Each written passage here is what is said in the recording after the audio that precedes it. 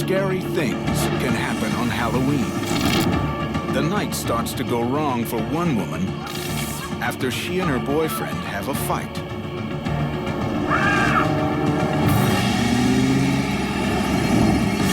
She's so upset, she goes to the hospital for help. But help is not what she finds there.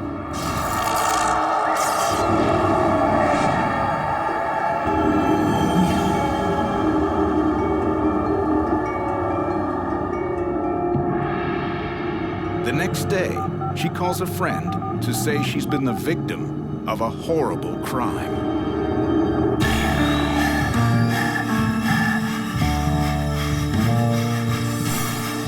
In true crime, investigation and conviction may take years. But every detective knows that the crucial clue is always there, somewhere in the first 72 hours.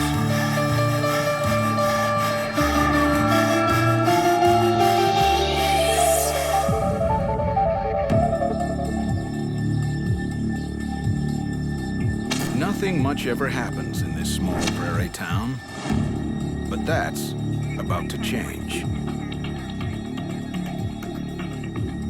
RCMP investigator Bill Hanstra learns a local woman wants to meet with him privately. Her name is Candace Fonagy. She was very straightforward in the interview, and she related to us what had happened on the 31st of October, 1992. Candace says she's been raped, and she has the evidence to prove it. She tells him she was tired the night before. Working full-time and raising a baby on her own has been wearing her out. When her boyfriend lied to her about seeing another girl, it was more than she could take. We got in a little bit of a scrap. We were kind of like pushing each other around and stuff. So while I was working, he said something really ignorant and was taking off in his truck. Chad was with him. They were laughing at me because they got me all pissed off. And I thought, oh shit, like what am I doing? I'm getting so upset here. This isn't right. It's not normal to get this mad. Candace tells Hanstra she decided to go to the local hospital for help. She was yelling and screaming. She was really upset, and she was not calming down at all. She was only getting worse. One of the nurses said, do you want to see the doctor? I said, yeah, and I asked who was on. And she said, it's Dr. John. Dr. John is Dr. John Schneeberger, a South African physician who recently delivered Candace's baby girl. I said, I'm so mad at Danny that I feel like I could kill him. He told me he was going to give me something to calm me down. She related that she had been given a needle and placed on the examining table, and the doctor had left. A very short period of time later, the door had opened up. A person had come in. She told us the drug that she'd been given, she couldn't move at all, her body, her limbs, or anything like that. It was like being stuck, like wrapped up in a whole bunch of rope, and you can't do anything about it. Next thing I remember, I felt my pants were being shrugged down my body. And then he was having intercourse with me. Candace tells Hanstra that when the drugs wore off, she rolled over in time to see Dr. Schneeberger leaving the room. Hanstra is shocked to hear all this. John Schneeberger is a highly regarded member of the community. He had quite a large patient list, and he was well respected and thought to be a very nice doctor in town. But Candace has brought something with her that she says will prove the doctor's guilt. In the morning, she went home and she said she took off her panties and put them in a bag. And she'd taken them off for any possible semen samples. Part of me knew what had really happened, but the other part was trying to tell me, no, this isn't for real. This is not real. It didn't happen. Detective Hanstra tells Candace he will investigate her allegation and have the lab analyze her clothing for DNA evidence. Before he confronts Dr. Schneeberger, Hanstra wants to check out Candace's story. We went over to the hospital, see if there's anything there that would be of benefit for the investigation, who had seen what and who was at the hospital. A nurse confirms Candace was at the hospital that night and that Dr. Schneeberger gave her a sedative and went home once his shift was over. We established there was about 20 minutes where this could have happened. At the time, there was one other male person visiting at the hospital, and his wife had just had a child. The new father tells Hanstra he saw nothing suspicious. He was in the delivery room with his wife. And he could not have been responsible because he was with his wife the whole time.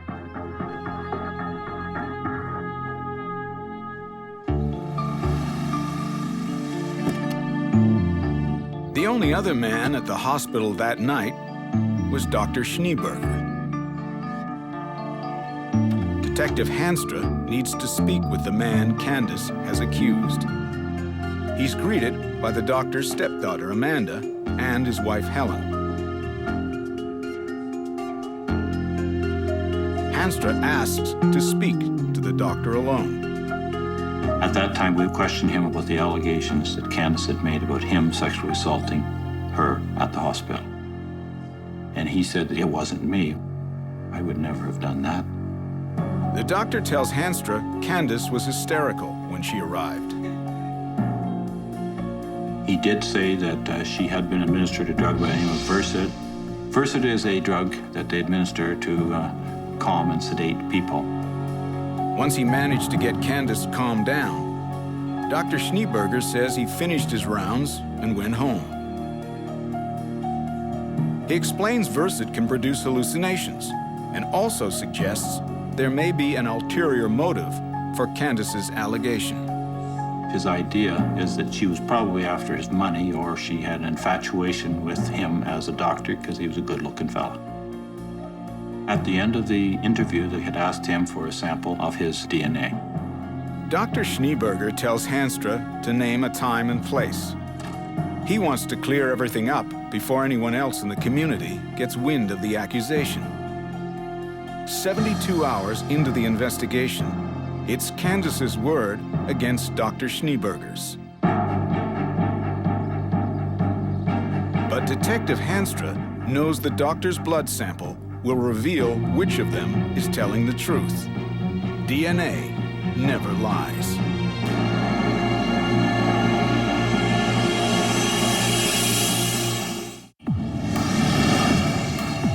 After Candace Fonagy accuses her family doctor of sexual assault, police ask him for a blood sample. Candace is certain the blood test results will prove Dr. Schneeberger's guilt. I knew that it was a match. I knew that he was going to be convicted and then everything would be over. The comparisons were made between the semen samples from Candace's panties and the blood sample from Dr. Schneeberger, and the two of them were not consistent, meaning it was not Dr. Schneeberger. I was really, really, really pissed off then. I thought, oh my God, somehow he was fooling people. I demanded another blood test be done. She thought that there could have been some switching of the vials just so it would not come back as a doctor. In 1992, we knew very little about DNA other than it was a new tool and it would basically exonerate or, like a fingerprint, point the finger at a person very positively. To remove the possibility of tampering, Hanstra requests a second blood sample. He was getting a little indignant. He had analysis confirming he was not responsible, and you're asking me again. Dr. Schneeberger isn't the only one getting upset. Mrs. Schneeberger basically said, Candace must be lying. She made this all up because he would not have done this. Schneeberger worries that a false accusation could destroy him. He agrees to a second test.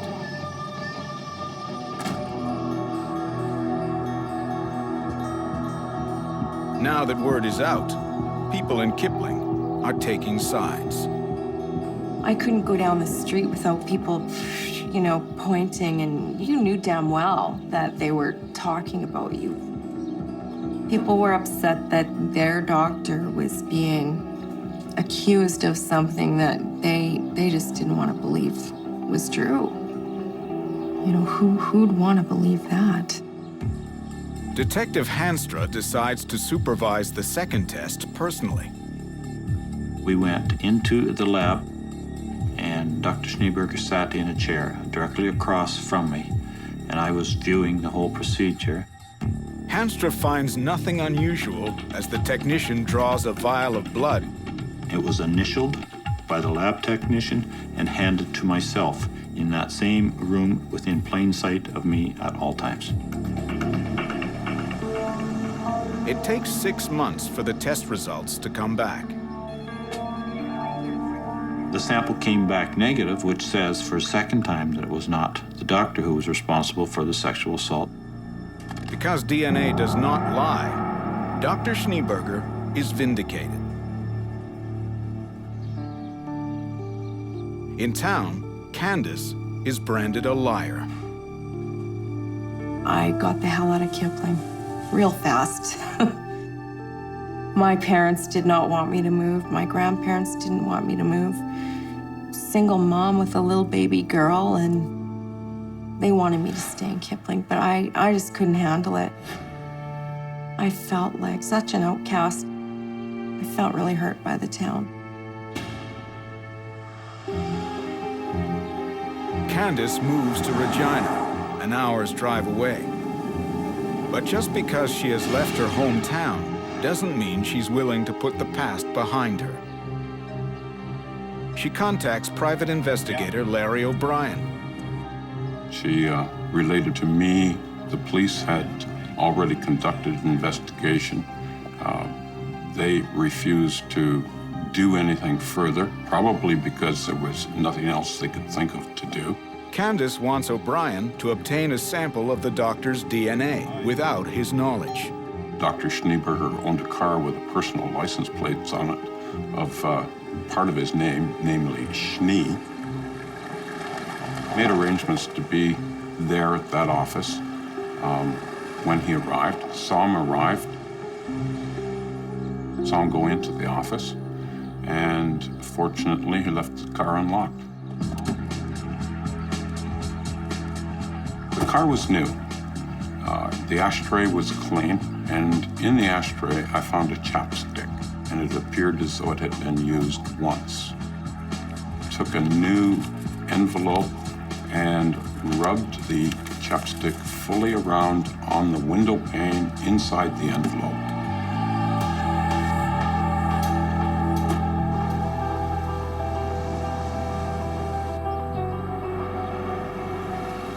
This time, Candace waits just 10 days for the test results.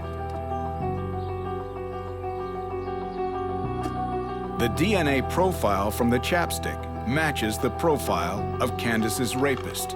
There can no longer be a doubt. Dr. Schneeberger was Candace Fonagy's attacker. She was absolutely ecstatic. Candace Fonagy is probably one of the most determined people I ever met. Tough as nails if she had to be, and sweet as an angel. But when Candace gives Detective Hanstra the test results, he has some bad news for her. Because it was taken surreptitiously, illegally, it was not able to be used anywhere for any purposes at all. The DNA match does accomplish one thing. It confirms the doctor has somehow tampered with the 2 previous blood tests. Hanstra decides to take another run at the good doctor. This time, he brings in serologist Jean Rooney. She is asked to be on the lookout for anything suspicious. He said that he had, I believe it was Raynaud syndrome, and being a physician, that he did not want bruising of his fingers, and so he agreed to have me take the blood sample from his arm. I was looking at the blood, and it was very unusual. The blood was very, very dark. I'd never seen blood in anybody that was alive that was of that color. I thought something was wrong, but I didn't know what. The blood sample was sent off, and they were not able to extract any DNA from it, which was really unusual. The blood's dark color reveals the doctor is somehow manipulating the tests. Police still have no idea how. But just when it appears Schneeberger has outsmarted everyone, his wife makes a call that changes everything.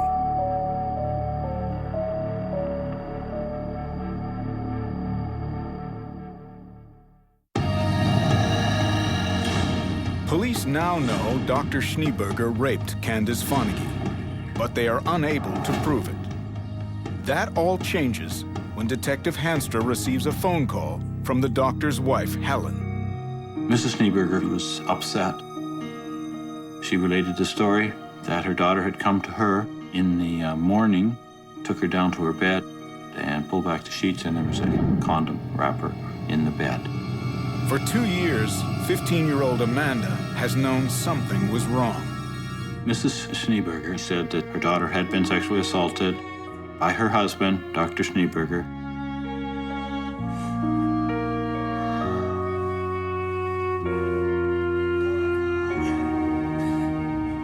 Hanstra learns Amanda wasn't feeling well the night before. Being a doctor, he would be trusted to give her a drug that would just help her to relax her and maybe make her go to sleep. Amanda can't remember being sexually assaulted. All she knows is that whenever her stepfather gives her a needle, something horrible happens. When Mrs. Schneeberger asks why her daughter didn't come to her sooner, Amanda replies, "You didn't believe Candace. Why would you believe me?" He had deceived her for all of these years. The trust that she had given Dr. Schneeberger, he did not deserve. A search warrant was obtained, and a little box was found with Versed in it, and condoms, and needles. The doctor was arrested at his clinic and brought back to the RCMP detachment. This time, police decide not to take a blood sample from the doctor's arm. When the member picked up his hand, pricked his finger with a lance, you could see the different look on his face from any other time the samples were taken from him. He had a shocked look on his face like, oh no, I've been had. All his arrogance and cockiness left him at that time.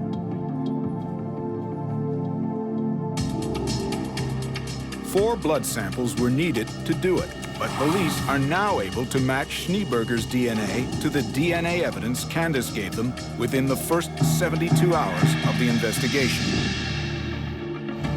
Police now know what really happened on that Halloween night. Once Schneeberger saw how vulnerable Candace was, he used a drug to take advantage of her. I tried to scream, and all that would come out is like a, that's all I could get out. First, when it's given in large doses, would knock the person right out totally, and they would not remember anything that happened. His cocktail that he had given her did not have enough Versed in it to knock her right out. When Schneeberger assaulted Candace, he thought she was unconscious. I wasn't knocked out. I could still feel everything. I tried and I tried and tried to move my arm just to show him to stop, leave me alone. Schneeberger left, realizing Candace knew what he had done to her.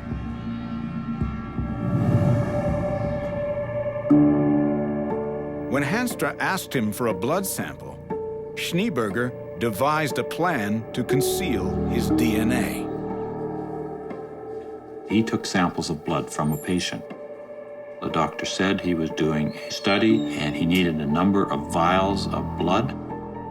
He had taken a plastic tube and he had filled it with blood to imitate a vein.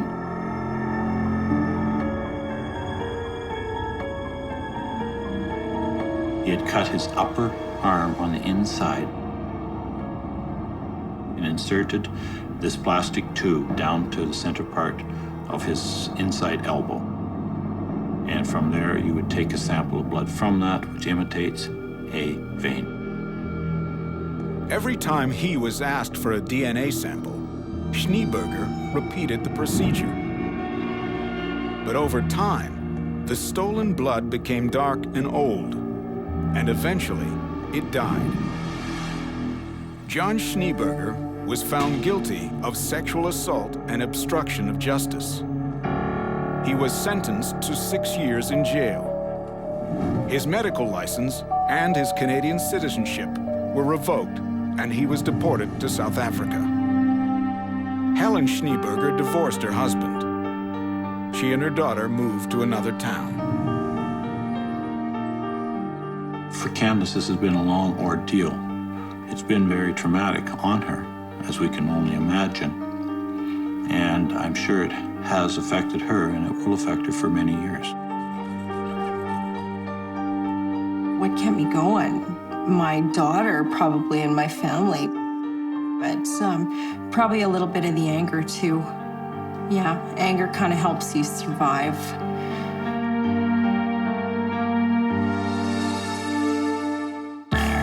The stories on 72 Hours are true.